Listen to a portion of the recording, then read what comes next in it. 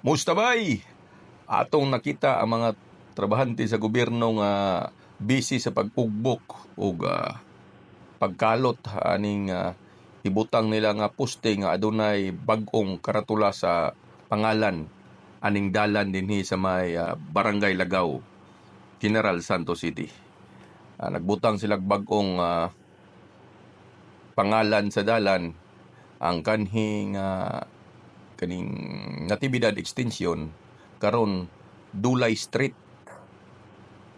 o Santa Cruz Street na kanto, no? Sa atong nakita nga ilan ang gi